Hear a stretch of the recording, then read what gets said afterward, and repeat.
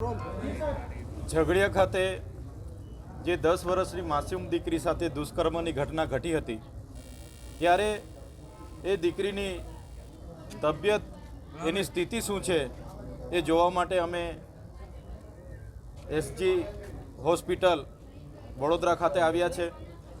ત્યારે હમણાં ડૉક્ટરની પૂરી ટીમ સાથે અમે ચર્ચા કરી, દીકરીને અમે જોઈ ત્યારે એમની તબિયત ખૂબ જ નાજુક છે।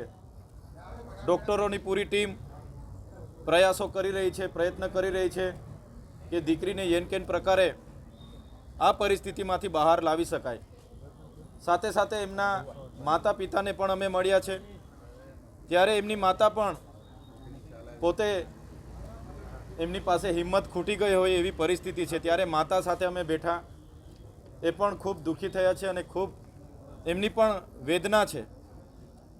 ત્યારે આજે દીકરીની સ્થિતિ જાણવા અને એમના પરિવારને હિંમત અને સાંત્વના આપવા માટે અમે અહીંયા આવ્યા છે। આવી દુષ્કર્મની ઘટનાઓ જે પ્રકારે જાન્યુઆરી 2024થી લઈને ડિસેમ્બર સુધી જે ગુજરાતમાં બની રહી છે, તમે સૌ જાણો છો અત્યાર સુધી 648 જેટલી ઘટનાઓ આવી દુષ્કર્મની નાબાલિગ નાની બાળકીઓ સાથે બની છે। દાહોદની વાત હોય, સુરતની વાત હોય, બારડોલી હોય, ભાવનગર હોય, અમરેલી હોય, જ્યાં પણ આવી ઘટનાઓ ઘટી છે, ખૂબ જ નિંદનીય ઘટનાઓ છે। અને સરકાર સામે અમે માંગ કરીએ છીએ, જ્યાં પણ જે પણ દીકરીઓ સાથે આવી દુષ્કર્મની ઘટનાઓ ઘટી છે એ નરાધમો સામે કડકમાં કડક અને ઝડપી કાર્યવાહી કરવામાં આવે, એમને ફાંસી સુધી પહોંચાડવામાં આવે અને એવા દાખલા બેસાડવામાં આવે કે ફરી કોઈ વ્યક્તિ આવા વિચાર સુદ્ધા કરી ના શકે એવી અમે માંગ કરીએ છીએ। સાથે ગુજરાત સરકારને કહીએ છીએ, આપણે સુરક્ષિત ગુજરાતની વાતો કરીએ છીએ, મહિલા સલામતીની વાતો કરીએ છીએ, આપણે બેટી પઢાઓ બેટી બચાવોની વાતો કરીએ છીએ, પણ આપણું ગુજરાત જ સુરક્ષિત નથી।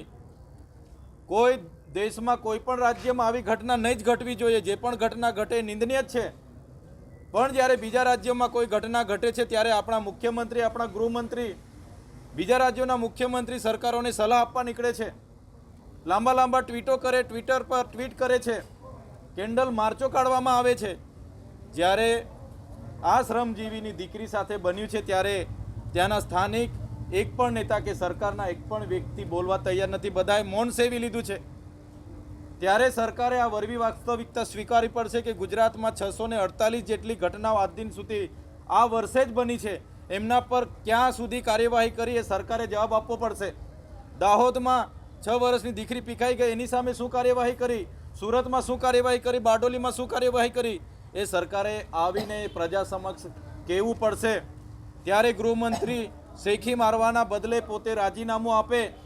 648 ઘટનાઓ આપણા ગુજરાતમાં બની છે, આજે દીકરીઓ સલામત નથી, ત્યારે આવા નરાધમો હિંમત કરે છે એટલે તાત્કાલિક ધોરણે ઝડપી અને કડકમાં કડક કાર્યવાહી થાય, દાખલા બેસાડવામાં આવે અને આવા નરાધમી કૃત્ય કરનાર, રાક્ષસી કૃત્ય કરનારને ફાંસી સુધી લટકાવવામાં આવે એવી અમે માંગ કરીએ છીએ।